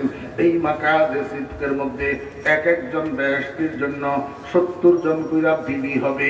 সব বিবি রূপে গুণে উচ্চতায় সব দিক থেকে সমান সমান হবে। উরুবান আতরাবা, আল্লাহর হাবিব কয়, এই 70 জন বিবির প্রত্যেকের পায়ের মধ্যে ঘুঙ্গুর পরা থাকবে। আল্লাহু আকবার। এই 70 জন বিবি ঘরের বাইরে আসি, ঘরের সামনে পার্ক থাকবে, গার্ডেন থাকবে। এই গার্ডেনের মধ্যে একে অপরের হাত ধরিয়া গোলাকার হইয়া দাঁড়াবে, মাঝখানে স্বামীকে রাখবে। এমত অবস্থায় হঠাৎ একটা মিউজিকের সুর শোনা যাবে, মিউজিকের সুর। আল্লাহু আকবার। এই মিউজিক কোথা থেকে আসবে? মিউজিক এটা কোথা থেকে আসবে? আল্লাহর হাবিব বলেন, বেহেশতের মধ্যে একটা গাছ হবে, একটা বৃক্ষ হবে। এই গাছটার নাম হবে শাজরায়ে তুবা, তুবা বৃক্ষ, আনন্দ বৃক্ষ। এই গাছটার পাতা বলে তেঁতুল পাতার মতো ছোট ছোট চিকন চিকন হবে। আল্লাহু আকবার। বেহেশতের উপরিভাগ দিয়া দেখেন আপনারা শামিয়ানা, এটার দিকে হালকা একটা বাতাস প্রবাহমান আছে। এই হালকা বাতাসে শামিয়ানা এটা হালকা হালকা ভাবে নড়াচড়া করে নেই। বেহেশতের উপরিভাগ দিয়া এরকম হালকা একটা বাতাস প্রবাহমান থাকবে। এই বাতাস যখন তুবা বৃক্ষের পাতার সঙ্গে লাগবে, একটা পাতা আর একটা পাতার সঙ্গে বাড়ি খাইয়া সেখান থেকে আল্লাহর কুদরতে মিউজিক্যাল সাউন্ড নির্গত হবে, বাদ্যযন্ত্রের সুর নির্গত হবে। যত রকমের বাদ্যযন্ত্র, সমস্ত বাদ্যযন্ত্রের মিশ্রিত একটা যৌথ সুর সেখান থেকে বাইর হবে। আর মুহূর্তের মধ্যে এই সুরটা গোটা বেহেশতের মধ্যে ছড়াইয়া পড়বে। এই সুর যখন ওই তোমার 70 জন বিবির কর্ণগোচর হবে, সুরের তালে তালে মাতালের মতো হইয়া তুমি স্বামীকে মাঝখানে লইয়া চতুর্দিকে ঘুরিয়া ঘুরিয়া ডান্স দিতে থাকবে, নৃত্য পরিবেশন করতে থাকবে। একদিকে সুরের তালে তালে, আর একদিকে ডান্সের তালে তালে তোমাদেরকে খুশি করার জন্য তোমার স্ত্রীর একটা গান পরিবেশন করবে। রহমতুল লিল আলামিন কয়, উম্মতেরা আরবি ভাষার গান হবে, গানটাও তোমরা আমার থেকে শুনে নাও। নাহনুল খালিদাতু ফালা নাবিদু, নাহনুর রাজিয়াতু ফালা নাসখাতু, নাহনুন নাইমাতু ফালা নাবাসু, তুবা লিমান কানা লানা ওয়া কুন্না লাহু। আল্লাহু আকবার। মিশকাত শরীফ দ্বিতীয় খণ্ড বাবু সিফাতুল জান্নাহ ওয়া আহলিহা আছে না নাই? ওলামায়ে কেরামকে জিজ্ঞেস করেন। আমার ভাইয়েরা, দোস্ত সাহাবাব, নাচ হবে, গান হবে, বাজনা হবে, মিউজিক হবে, নাচের তালে তালে, গানের তালে তালে, সুরের তালে তালে সমস্ত বেহেশতবাসী মানুষেরা বিমূঢ় হইয়া থাকবে, দিকবিদিক জ্ঞান শূন্য হইয়া থাকবে, মস্ত হইয়া থাকবে। আর এই সময়ের মধ্যে উপরের দিক থেকে একটা আওয়াজ আসবে, সালামুন আলাইকুম ইয়া ইবাদি। সমস্ত বেহেশতি মানুষেরা সম্বিত ফিরে পাবে, উপরের দিকে তাকাবে, পীর রব্বুল আলামিনের সালামে না, কিন্তু কিচ্ছু দেখা যায় না। সাথে সাথে আরেকটা আওয়াজ হবে, হাল ওয়াজাতুম মা ওয়াদাকুম রাব্বুকুম ইয়া ইবাদি। হে আমার বান্দাগণ, তোমাদের রব তোমাদেরকে যত নাজ নেয়ামতের প্রতিশ্রুতি দিয়েছিল বেহেশতের মধ্যে সম্পূর্ণ পরিপূর্ণ পাইলা কিনা? তো একদল বেহেশতবাসী উত্তর দিবে, ওয়াজাদনা ইয়া রাব্বানা মা ওয়া'আদতানা। হে আমাদের রব, যত ওয়াদা তুমি করেছিলে সব পরিপূর্ণ পাইয়াছি। কিন্তু আরেক দল পাগলের দল বলবে, মিথ্যা কথা রব্বুল আলামিন, তোমার ওয়াদা পূরণ হয় নাই। আল্লাহ পাক বলবেন, কেন? দুধের নহর, মধুর নহর, শরাবের নহর, পানির নহর, হুর গেরমান, দালান কোঠা, অট্টালিকা সব তো দিলাম, আমার ওয়াদা কেন পূরণ হইল না? ওরে পাগলের দল বলবি, হুর গেলমা যতনি নেয়ামত হায় তু, সবসে বেহতর নেয়ামতে দিদার তু। আয় আল্লাহ, তোমার হুর গেলমানের জন্য নামাজ পড়ি নাই, তোমার হুর গেলমানের জন্য তোমার পাগল হই নাই। একটা জিনিসের জন্য পাগল হয়েছিলাম, তোমাকে না দেখিয়া বিশ্বাস করছিলাম, তোমাকে না দেখিয়া সিজদা দিছিলাম, তোমাকে না দেখিয়া তোমার নামে দান সদকা করেছিলাম। তোমার নবী হাদিস শরীফের মধ্যে বলেছিলেন, সাতারাউনা রাব্বাকুম কামা তারাউনা হাযাল কমরা ফি লাইলাতি কামালি। জান্নাতের মধ্যে আমরা নাকি তোমাকে পরিপূর্ণ চাঁদের মতো, পূর্ণিমার চাঁদের মতো দেখব। রব্বুল আলামিন সত্য পাইলাম, কিন্তু তোমার দেখা তো না পাইলাম, সত্য পাইলাম, তোমার দিদার তো না পাইলাম। আল্লাহ পাক জিজ্ঞেস করবে, বান্দা আমাকে দেখতে চাও কিনা? বেহেশতি মানুষেরা উত্তর দিবে, রব্বুল আলামিন তোমাকে দেখতে চাই। আল্লাহ পাকের কুদরতের চেহারার উপর ৭০,০০০ নূরের পর্দা দিয়া ঢাকনা দিয়া রাখবেন, সেখান থেকে একটা মাত্র পর্দা উঠাইয়া দিবেন, আর সমস্ত বেহেশতি মানুষেরা এক পলকের জন্য আল্লাহ কুদরতের চেহারার দিকে তাকাবে। আল্লাহ নূরের তাজাল্লি বরদাস্ত করতে না পারিয়া চিৎকার দিয়া বেহুশ হইয়া পড়িয়া যাবে। এক বেহুশিতে ৪০,০০০ বছর কাটিয়া যাবে, খবর থাকবে না। বরফ লজ্জত দিদার রসজোশ, শরাবে বেখুদি জাদাজ দিলস জোশ। আমার ভাইরা, দোস্ত আবাব, জান্নাতের মধ্যে আল্লাহ পাক কি কি ক্ষতিপূরণ দিবেন, এই বর্ণনা একদিনের ফজর পর্যন্ত যদি করা হয় বর্ণনা শেষ হবে না। জান্নাতের কামনা আমরা কেন করব? এই জন্য যে জান্নাত ক্ষতিপূরণ প্রাপ্তির জায়গা। আমার ছোট ভাইরা, তোমরা মনে করিও না দুনিয়ার আমোদ প্রমোদের মধ্যে দিন কাটাইয়া, দুনিয়ার আমোদ ফুর্তির মধ্যে দিন কাটাইয়া মনে করতেছ সব পাইয়া যাইতেছ, আর মোল্লার গোষ্ঠী ঠকি যাইতেছে। না না না, মোল্লার গোষ্ঠী অফুরন্ত হায়াতের আমোদ ফুর্তির জন্য অপেক্ষা করতেছে। তোমরা যেটা ভোগ করতেছ সেটা তো 2 দিনের ফুর্তি। ও ভাইরা, দোস্ত আবাব, রব্বুল আলামিনকে দেখতে চান? কে কে চান? হাত উঠান, হাত নামান। রব্বুল আলামিনকে যদি দেখতে চান একটা জিনিস লাগবে, সেটার বিকল্প নাই, সেটা হলো 5 ওয়াক্ত নামাজ। কেউ যদি বলে নামাজ ছাড়া শর্টকাট কোন রাস্তা আছে জান্নাতে যাওয়ার, কেউ যদি বলে নামাজ পড়া লাগবে না, আমার কাছে মুরিদ হইলে, ফলনা পীর বাবার কাছে মুরিদ হইলে পীর সাহেব টানিয়া নিয়ে যাবে, বুঝবেন বন্ড প্রতারক। নামাজ ছাড়া জান্নাতে যাওয়ার শর্টকাট কোনো রাস্তা নাই। পীর বাবা নিজের চিন্তায় অস্থির থাকবে, নফসি নফসি করতে থাকবে, আপনার কি উপকার করবে? নামাজ ছাড়া জান্নাতে যাওয়ার কোনো বুদ্ধি নেই। এই জন্য মুসলমানের ছেলেরা, মুসলমানের মেয়েরা, আমি আপনাদের পায়ে ধরি একটা অনুরোধ করব, লেখাপড়া করেন না করেন, যেই লাইনে লেখাপড়া করেন, উচ্চ শিক্ষিত হন, নিম্ন শিক্ষিত হন, মিডিয়াম শিক্ষিত হন, যেই কোনো পেশায় নিয়োজিত থাকেন, রাজনীতি করেন আর না করেন, রাজনীতি করেন তো আপনার মনে যেই দল চায় সেই দল করেন, আমার কোনো আপত্তি নাই। কিন্তু আমি আপনাকে একটা অনুরোধ করব, যেহেতু মুসলমানের ঘরে জন্ম নিয়েছেন, আপনি তো হরিশ্চন্দ্রের ছেলে নয়, আপনি সীতারানীর সন্তান নয়। অতএব কারণে আপনাকে মনে রাখতে হবে, একজন মুসলমানের সন্তানের জন্য 5 ওয়াক্ত নামাজ একটা অপরিহার্য সাপ্তাহ, কোনো অবস্থায় ছাড়া যাবে না, কোনো অবস্থায় ছাড়া যাবে না। অতএব এতদিন বুঝি নাই, মুসলমানের সন্তান হইয়া 5 ওয়াক্ত নামাজ পড়ি নাই। আজকের মাহফিলে যখন বুঝছি, আজকে এখান থেকে তওবা করে আল্লাহ পাকের সাথে প্রতিজ্ঞাবদ্ধ হয়ে যাব, আয় আল্লাহ আর কোনদিন জীবনে যতদিন বাঁচি 5 ওয়াক্ত নামাজ ছাড়বো না। কে কে তৈয়ার আছেন হাতে? আল্লাহ কবুল ফরমান, আমিন। ওয়া আখিরু দাওয়ানা আনিল হামদুলিল্লাহি রাব্বিল আলামিন। আসসালামু আলাইকুম ওয়া রাহমাতুল্লাহি ওয়া বারাকাতুহু।